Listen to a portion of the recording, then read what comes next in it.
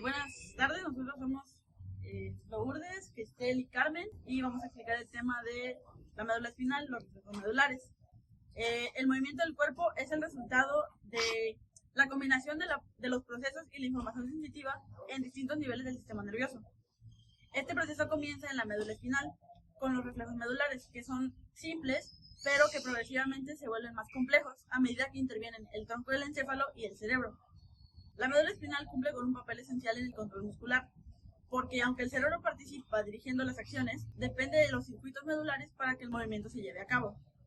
Para empezar, tenemos que la médula espinal es una estructura fundamental para el control de los movimientos.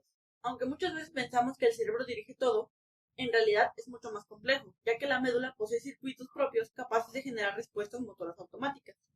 De hecho, actividades como la marcha, la postura y muchos reflejos básicos se organizan principalmente a nivel medular. El cerebro se encarga de iniciar, modular y ajustar los movimientos, pero la ejecución básica ocurre en la médula espinal. Ok, yo hablaré del uso muscular o los receptores sensitivos, que son dos, que son el uso muscular y el órgano tendinoso de Golgi. Los dos tienen una función, protectora para nuestros músculos, para que no nos lesionemos. Los dos se especializan en algo, pero esto lo veremos mucho más adelante.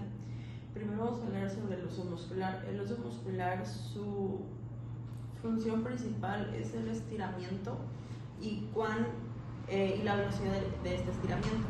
Esto quiere decir que cuando nosotros hacemos, por ejemplo, ejercicio y necesitamos hacer una fuerza excesiva de estiramiento, por ejemplo, levantar una pesa hacia arriba, este uso muscular, que es un receptor sensitivo, le va a mandar señales a nuestro sistema nervioso para que éste pueda mandar la señal al uso muscular otra vez para que éste tenga una pequeña contracción. Adentro de uso muscular hay fibras especializadas, que es la fibra de bolsa nuclear y la fibra de cadena nuclear.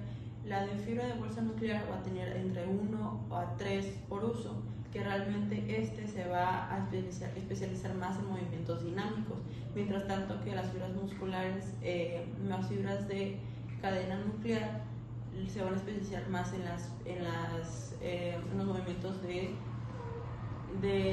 estáticos. Teniendo esto en cuenta, vamos a también tener en cuenta que en las de cadena nuclear va a tener entre 3 a 9 por uso, y el de cadena nuclear entre 1 a 3 por uso. Esto quiere decir que el de cadena nuclear tiene mucho menos, pero están más agrupadas, y el de cadena nuclear están de filita, entonces tiene muchas más. Adentro de estos usos hay dos tipos de vías, que es la vía eferente y aferente. La vía eferente será sensitiva porque va a subir del uso muscular a nuestro sistema nervioso, que se compone de la médula espinal y del cerebro como tal, y aferentes, que serán motoras, que va a ser el que va a mandar señales para que el uso muscular como tal, que estamos hablando especialmente de él, haga el movimiento de contracción mínima, no como tal inhibir el estiramiento, pero para que tampoco tengamos una extensión que nos haga tener un tipo de lesión. Ahorita vamos a hablar sobre el órgano tendinoso de Golgi, que hace lo contrario, que si no estoy mal, en lugar de contraerse va a estirarse. Significa que nosotros, cuando hacemos una contracción, por ejemplo, el bíceps, o levantar también una pesa, el órgano tendinoso, que va a estar encontrado entre el hueso y el tendón, o entre el hueso y el músculo, lo que va a hacer es hacer un pequeño estiramiento o inhibir un poquito esa contracción que tenemos, no como tal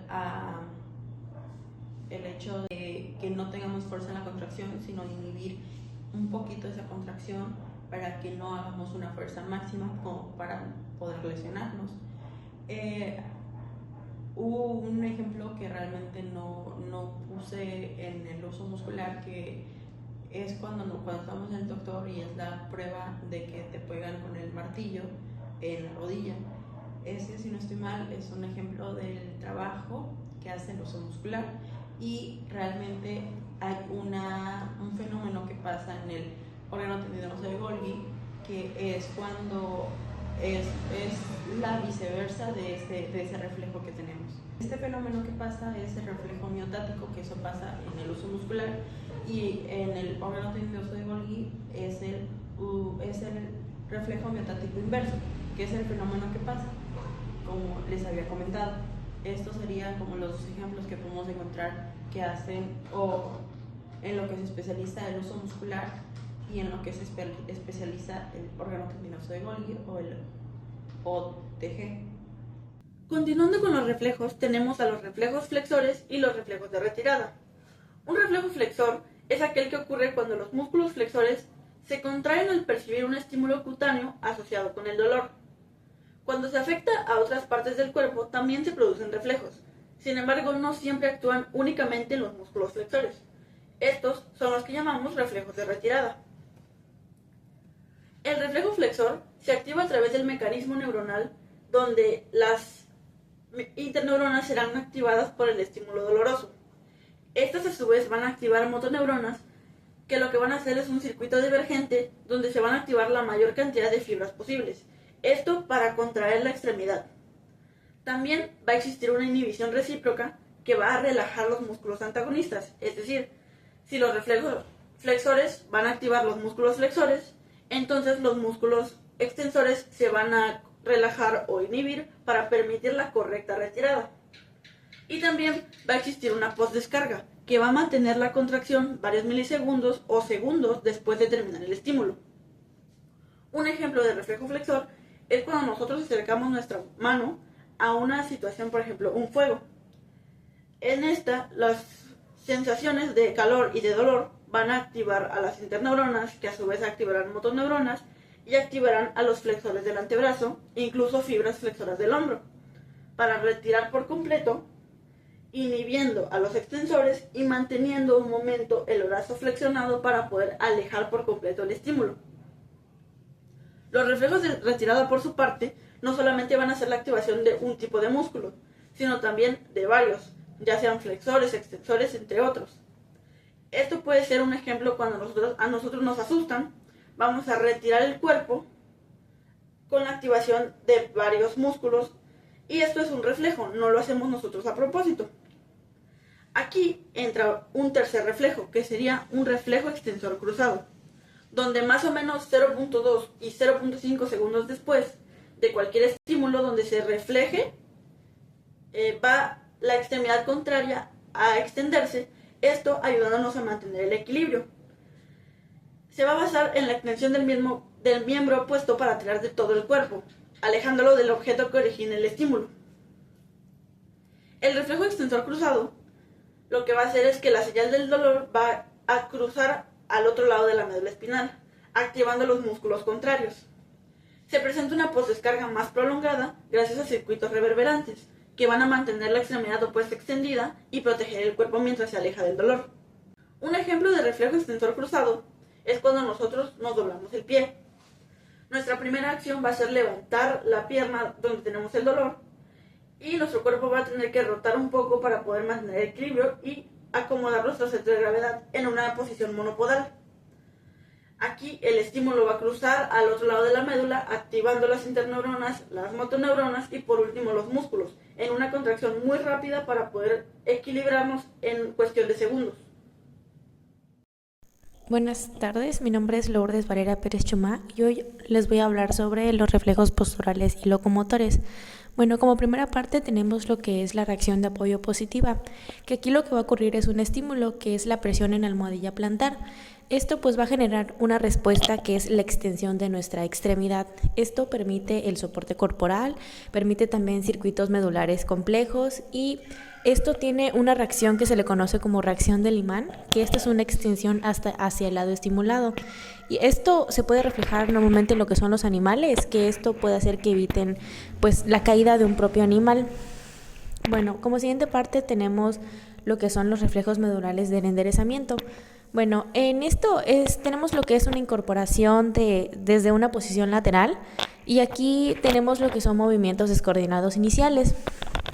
También podemos ver que tenemos una integración de reflejos postulares en la médula, y también tenemos lo que es ahora sí el enderezamiento, pero sin un control encefálico. Esta marcha es posible con extremidades posteriores. Bueno, siguiendo con otra parte tenemos lo que son los movimientos de la marcha y la deambulación, que pues tenemos un punto que es muy importante, que es la marcha en diagonal, que este es el reflejo de marcar el paso. Bueno, aquí lo que tenemos es la participación de nuestras 4 extremidades, que estos reflejos que estamos comentando son muy ubicados en los animales, los representan mucho en los animales para que nosotros podamos entender este buen funcionamiento. Que bueno, como ya mencioné, que tenemos la participación de nuestras 4 extremidades, y este es un patrón diagonal de movimiento. Esta es una alternación entre las patas delanteras y las patas traseras, si hablamos en el aspecto de lo que es un animal. Bueno, aquí tenemos una inervación recíproca a lo largo pues de la médula, y esto pues se le conoce como el reflejo de marcar el paso. También tenemos lo que es el reflejo de galope, que como ya mencioné antes, todos estos reflejos se ven reflejados en lo que son los animales, que por ejemplo el movimiento de galope es un movimiento simultáneo de nuestras extremidades, que las extremidades anteriores son hacia atrás y las posteriores son hacia adelante. Esto pues provoca que los estímulos bilaterales simultáneos, y aquí tenemos un mantenimiento del patrón de galope. Un ejemplo muy claro que podemos ver pues es cuando los perros corren, cuando los caballos también pues trotan, también si se le podría decir.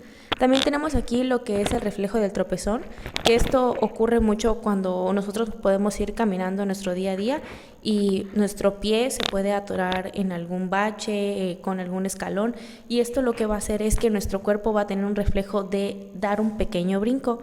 Esto se le conoce como el reflejo del tropezón. Esto va a evitar que nosotros nos vayamos hacia adelante y va a hacer que tengamos pues un reflejo, o sea, un estímulo de dar un brinco para poder regresarnos a nuestra postura. Bueno, como conclusión, logramos comprender que el movimiento es la relación y coordinación de todo el sistema nervioso, en todos sus niveles, y cada uno se encarga de ejecutar una tarea de la forma más eficaz. La médula tiene un trabajo importante al lograr ajustar y coordinar los movimientos y los reflejos, que aunque parezcan simples, son el inicio de una cadena de reacciones. Van a permitir la adecuada respuesta a las necesidades del movimiento según lo que nuestros estímulos percibimos.